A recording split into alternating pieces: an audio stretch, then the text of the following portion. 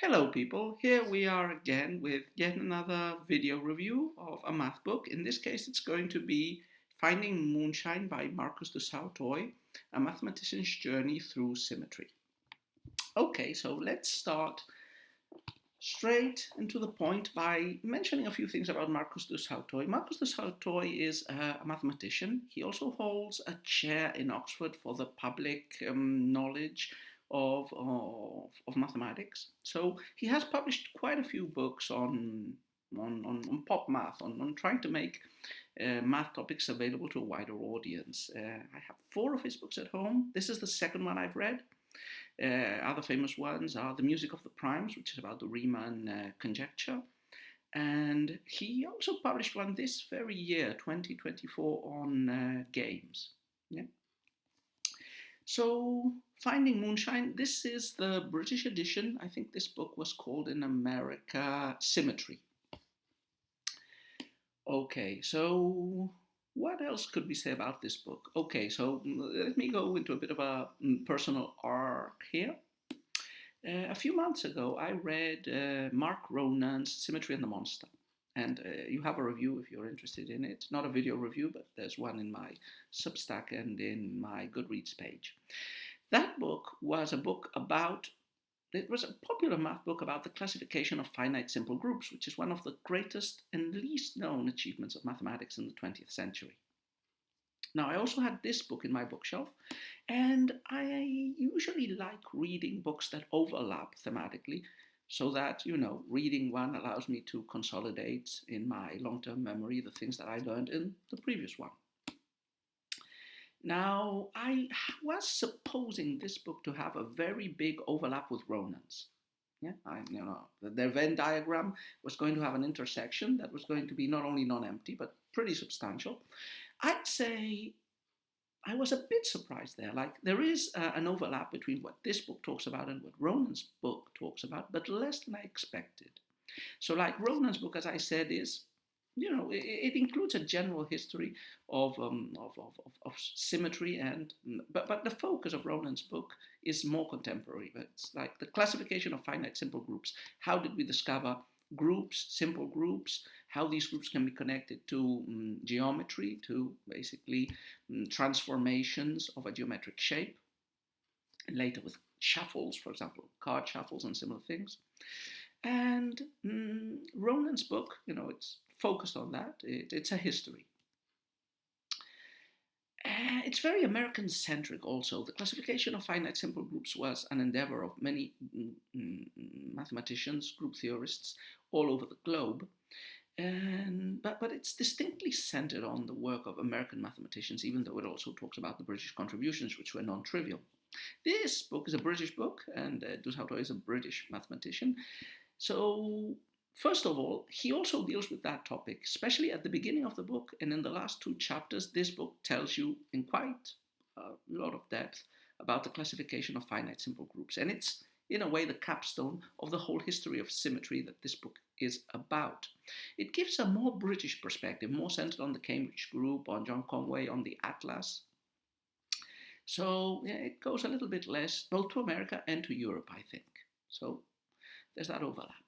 I was surprised by another overlap, which I didn't quite expect.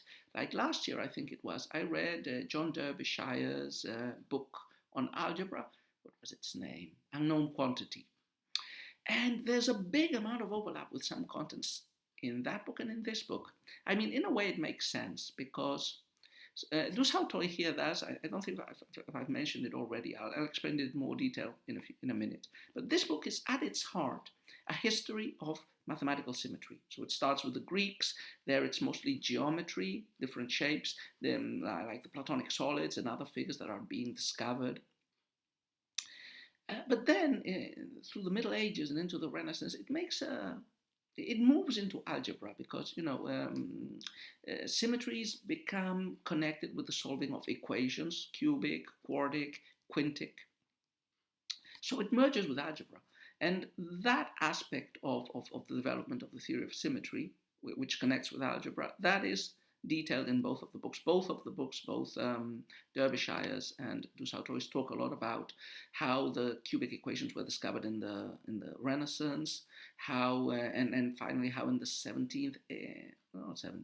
18th, early 19th century, basically through the work of the young, heroic, and mathematicians Abel and Galois, how the general solution, a general formula in terms of radicals of the quintic solution, was proved not to be possible. And at the same time, this opened the path to group theory, the idea of studying abstract structures called groups, which, among other things, can be seen as symmetries, as different types of permutations of a set of elements. So there's that big overlap. Both treat that topic, Du Sautoy in less depth than Derbyshire. Like in both, I got a general impression of how it was proven that the quintic did not have a general solution in terms of radicals, and also of what Galois did. I think I got a more clear impression in Derbyshire's book than in Du Sautoy's. But it's fair, because this book is not fundamentally about that. This book is about, as we say, group theory and geometry. Okay, so let's go into more detail about the contents of this book. Before that, I'm going to do a little detour on the difficulties of writing a popular math book. So this is very difficult. Like, if you've read popular science books, one of the first strategies that one of those book writers will tell you is brush the mathematics under the carpet. Do not include equations, minimize them, paraphrase them, explain them in some other way. I think Hawking very famously, quoting his editor, mentioned in, I think it was Natural History of Time, says something like, for every equation you put in the book, like, your audience diminishes by, I don't know, maybe 50%. So if you read some popular science books, especially biology, even physics, you can see that basically what they do is, get the equations out of the picture, explain them, and especially focus on examples and on analogies and on metaphors. Now, okay, that's all well and good for a physics, a chemistry, or a biology book.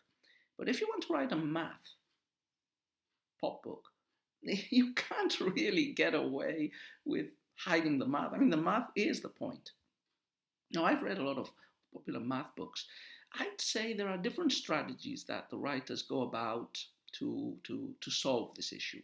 The basic one, the most common one, is the biographical historical detour. So the book is about maybe some area of math or some discoveries.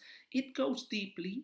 One good strategy is going deeply into the biography, into the historical background that leads to that mathematical discovery, and also on the anecdotal background of the mathematicians who discover interesting pieces of mathematics. Some mathematicians lend themselves more to this because they have tragic, heroic, quirky, anecdotal lives. And a typical case, Galois, Abel, mathematicians who died in their 20s, who made revolutionary discoveries and who weren't recognized in their time. So they fit the paradigm of the heroic, martyred mathematicians, and they make for good biography. And for example, a very good book that follows this sort of strategy, popular math book, is Eric Bell's Men of Mathematics, which tells you a lot of anecdotes and doesn't go too heavy on the math. So it's an easy read.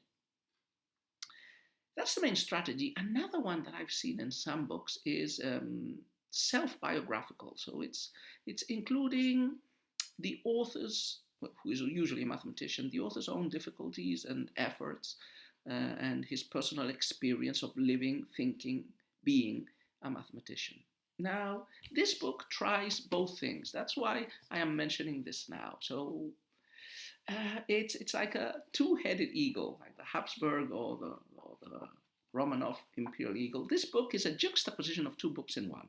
On the one hand, it's a history of symmetry from the ancient Greeks until reaching the late 20th century and the classification of finite simple groups. So that's a history of symmetry, of its geometric origins, then how it becomes enriched by developments in algebra, then how it goes back to geometry again with the Erlangen program at the end of the 19th century, and how that connects with specifically the area of group theory and the classification of finite simple groups, which is an attempt to create a periodic table of finite geometries, which are the building blocks of all other possible geometries. So that's one part of this book. The other part is a diary in the life of a mathematician. The book is divided into 12 chapters. Each chapter is a month. The first one, August, which happens to be also Du Sautoy's birthday, and it finishes in July. So it goes from August to July. Yeah? A whole year in a mathematician's life. And each chapter is usually introduced or contains some biographical episodes of Du Sautoy. You get the narrative of Du Sautoy being a mathematician, doing some personal things of which we are told, like his adoption of a couple of children in that year. We also get his mathematical endeavors, and we are explained to what he does to some degree, a very light degree, like he works in group theory in the area which this book is about, and also about building, what's it, trying to classify or measure how many different symmetries you have, starting with very simple shapes in any n number of dimensions, like with triangles. I think his work is with triangles.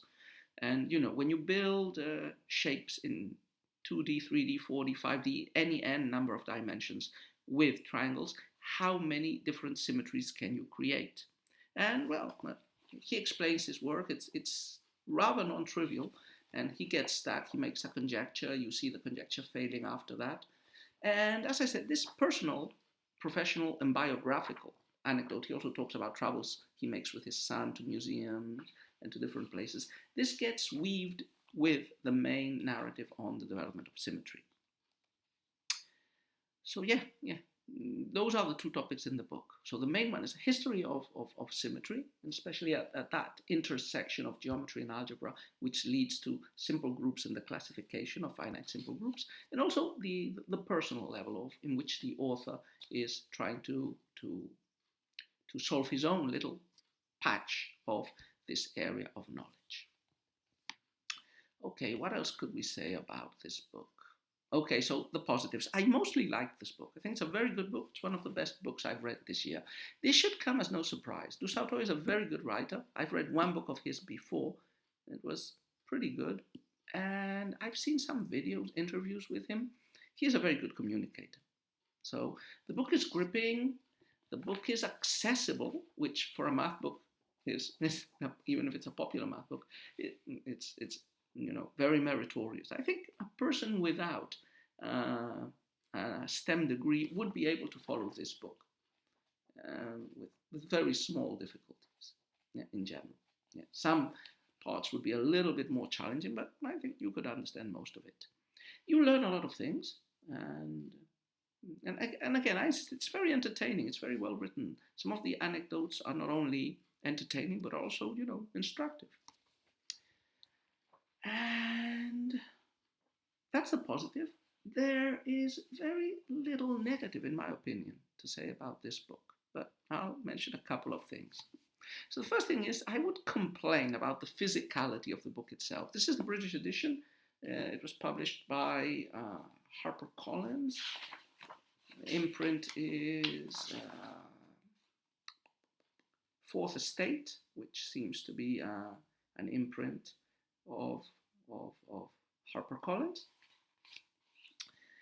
And my biggest gripe is this is a glued book. It's not a sewn book. And, this is my own pet gripe, but when books can be either sewn or glued, when they are sewn, the quality is much better. Like they open in a more better way. Like this book, if you try to open it and leave it on the table, you're not seeing it, but you put it on a flat surface, it doesn't remain fully opened. And if you force it to open too much, you might end up breaking the glued binding and pages might come out. Sewn books are more expensive, but they're not that much more expensive. Like this publishing house, Everyman Classics, which publishes cheap books like 20 euros, 30 euros, less, which are sewn books. And a sewn book, the pages will not fall off a sewn book. It will last you a lifetime. So that's my biggest gripe with the book. Besides, I would just say that sometimes it does feel like it meanders with the anecdotes on the personal life of the author and with his attempt to sometimes cover aspects of symmetry that are tangential to the main narrative line that goes from Greek geometry, equation solving in the Renaissance and in the 17th, 18th century, simple groups in the 19th, 20th century, classification. That main line gets some detours. There's a chapter that basically talks about music, another talks about biology, and they feel like tangential, like they're taking you on another path that is not the main narrative, and it might be a bit distractive. Perhaps another problem, and I've seen some reviews criticize the book because of that, is that a popular math book is trying to hit a sweet spot that is really difficult to attain.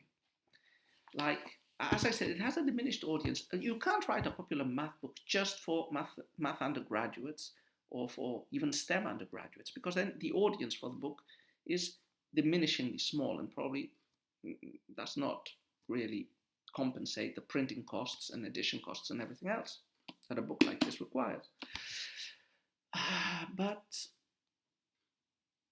So, for example, some of the reviews that I've read mention that the book feels paternalistic and condescending, probably because it explains some very basic information and it repeats it in different places. Again, I do not think this book is condescending. I think it's just trying to cater to a wider audience than people who are mathematicians or adjacent to mathematicians and who read mathematical textbooks. A pop math book cannot and must not read like a math textbook. It doesn't require the same degree of concentration, of brevity. It can be rambling and repetitive. So I don't think that's a main issue with the book. So to conclude, great book. I would read it in tandem with Ronan's book. I think they both complement each other pretty well. And I definitely recommend. Give it a look.